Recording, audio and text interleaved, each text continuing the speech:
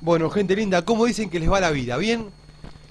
Yo estoy laburando un poco con configuración interna de médula, que lo grabé pero me excedí en el tiempo, así que lo voy a volver a grabar pero más tranquilo y en dos partes. ¿Estamos? Porque en realidad tenemos que hablar de unos conceptos que es necesario que ustedes conozcan. Si yo hablaría directamente de configuración interna de médula, serían 3 minutos, pero quedarían las cosas colgando y eso no sirve. Eso así no, dijo la chiqui. Bueno, ¿qué es lo que pasa? Cuando uno habla de configuración interna de alguna parte del encéfalo, basta con hacer un corte, Charcot, fleshing o sagital, e identificar cada una de las partes grises o blancas que están contenidas en ese segmento del encéfalo. ¿Se entiende? Sí. Bien, yo tengo una muletilla que es el ¿se entiende? Muletillas es cuando uno en una exposición repite siempre lo mismo. Mi muletilla son dos. El bien, bien, bien. Bien, esa es una. Y el ¿se entiende? ¿Se entendió? Es otra. Así que yo en realidad debería hacer un esfuerzo por obviar las muletillas. Pero como estamos entre amigos, o ustedes y yo somos amigos, manga de guachos, no me van a decir que no, no va a haber problema. ¿Sí? O sea que puedo exponer tranquilamente sin que ustedes me hagan sus análisis didácticos tan exhaustivos. Bueno, entonces, bueno, ahí está el bueno. Bien, ahí está el bien. Che, que después no me alcanza el tiempo. Para poder entender la configuración interna de la médula, basta con hacer un corte horizontal o fleshy de médula e identificar los diferentes elementos. Pero si no sabemos cuáles son esos elementos, no podemos identificar un pedo. Entonces, lo que yo creo conveniente es introducir un poquito en qué cosas vamos a encontrar en la médula. Para mí la mejor manera de explicar sistema nervioso, desde mi humilde postura, es primero configuración externa, las diferentes partes y la configuración externa. Punto. Después hablar de pares craneales y vías de conducción nerviosa. Primero vías de conducción nerviosa, después pares craneales. Y en última instancia hablar de configuración interna. Pero bueno, nosotros formamos parte de un sistema y el sistema lo da de otra manera. Así que bueno, perdemos tiempo hablando y repitiendo 70 veces lo mismo. Cuando hablamos de configuración interna de la médula, nos basta con hacer un corte Charcot de esta médula como acá lo vemos, una rebanadita como si fuese una banana. Esto es anterior, nos damos cuenta porque el surco anterior en la configuración externa es mucho más marcado que el posterior, que casi no existe. Y esta es una vista superior. Entonces decimos que la sustancia gris, es decir, los acúmulos de cuerpos neuronales, son internos y tienen forma de letra H, en la cual encontramos un asta anterior, que es esta, un asta posterior, un asta intermedio lateral que ocupa la zona torácica alta y cervical, y una comisura gris que une ambas estructuras, la de la derecha y la de la izquierda.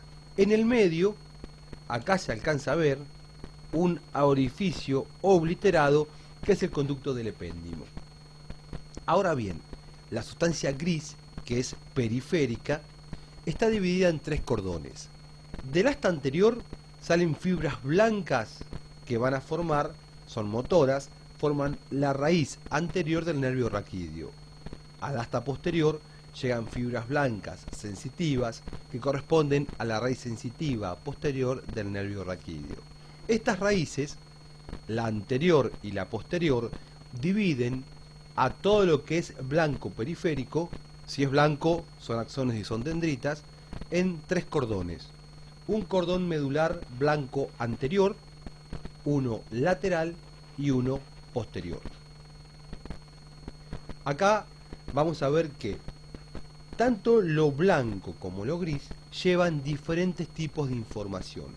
A nivel de lo gris están los núcleos de las vías de conducción nerviosa y a nivel de lo blanco están las fibras por las cuales ascienden o descienden esas vías de conducción. Conocer cuáles son esos cordones blancos y cuáles son esos núcleos grises forman lo que se denomina sistematización medular, que lamentablemente tenemos que conocer. Pero es muy fácil, no se apuren, cuando vean bien, cuando terminen de estudiar todo el sistema nervioso lo van a poder integrar y entender y van a ver que es una pelotudez. Mientras tanto, paciencia y a repetir un poco de memoria. Yo trato de que no sea tan de memoria, pero bueno, todo no se puede. ¿Qué es una vía de conducción? Algo hablamos ya. Acá les muestro una vía que es la vía del tacto fino o tacto epicrítico. Esto es médula, bulbo, esto sería protuberancia, acá estaría el mesencéfalo, esto es el tronco del encéfalo, el tálamo óptico y la corteza cerebral. Entonces, una vía de conducción, las vías de conducción se dividen en aferentes y ferentes. Las aferentes, las que suben, son las sensitivas. Tacto, dolor, temperatura y la vía propioceptiva. Ya hablamos de eso, así que no voy a volver a hablar de vías de conducción. El tacto puede ser fino o grosero. El tacto fino o epicrítico es aquel que discrimina. Se origina como toda vía ascendente en un ganglio periférico donde está la primera neurona. Y de ahí salen fibras que ascienden por la médula, llegan al bulbo donde encuentran su segunda neurona, pasan por la protuberancia, llegan al tálamo donde encuentran la tercera neurona y por último llegan a la corteza sensitiva a nivel parietal. En este caso, esta vía en particular tiene 4 neuronas. Todas las vías ascendentes sensitivas, tacto, dolor, temperatura y las propioceptivas, tienen su primera neurona en el ganglio raquídeo. Todas tienen su segunda neurona en el asta posterior de la médula, a excepción del fucking tacto fino, que la tiene a nivel del bulbo en los núcleos de Golgi de Burdas. Pero eso no se caliente, eso lo vamos a ver después cuando veamos las vías de conducción. Nosotros tenemos que centrar nuestra atención a este nivel, a nivel medular. ¿Sí? Bien. Eso lo avanzamos porque no nos sirve. Entonces, ¿cuáles son las vías de conducción sensitivas? Tenemos el tacto fino, el tacto grueso, la vía termoalgésica y la vía propioceptiva. El tacto fino discriminador encuentra su segunda neurona en los núcleos de Golgi de Burdas a nivel del bulbo. Nosotros deberemos estudiarla antes, hacia abajo, a nivel de la médula, que ya lo vamos a ver.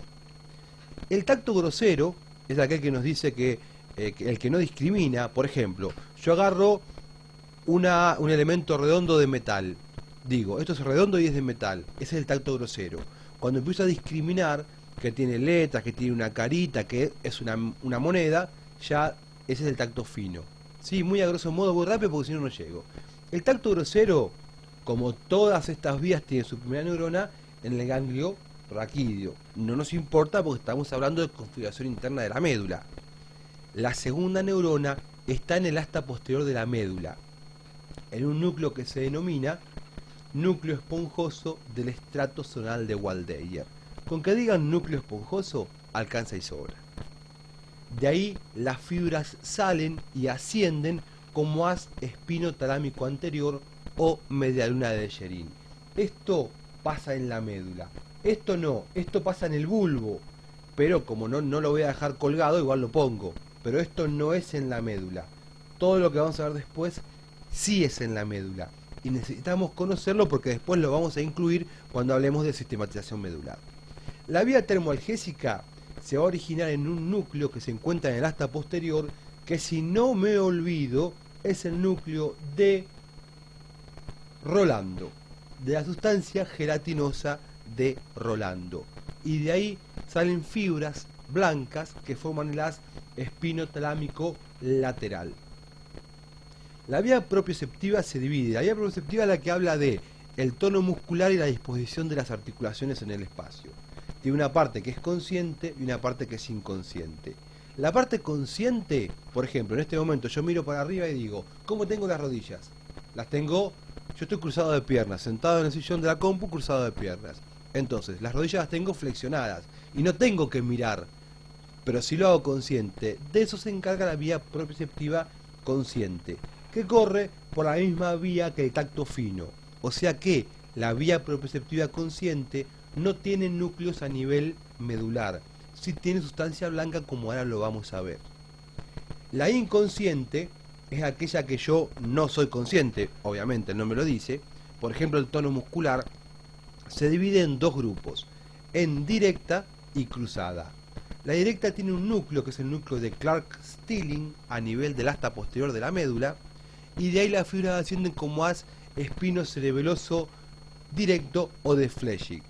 La vía propioceptiva inconsciente cruzada, que es la otra variedad, tiene un núcleo que es el núcleo de Betcherev y asciende como haz espino-cerebeloso cruzado o de Gowers. Presentadas de esta manera las vías de conducción, no vamos a ver nada. Acá quedamos, ¿sí? Hasta acá llegamos. Vemos el video que viene, donde lo podemos charlar un poquito mejor. Martín sigue jodiendo en el agua y yo los encuentro en escasos 2 minutos. Chau, amores, suerte. Rico, rico, rico, dijo la Wendy.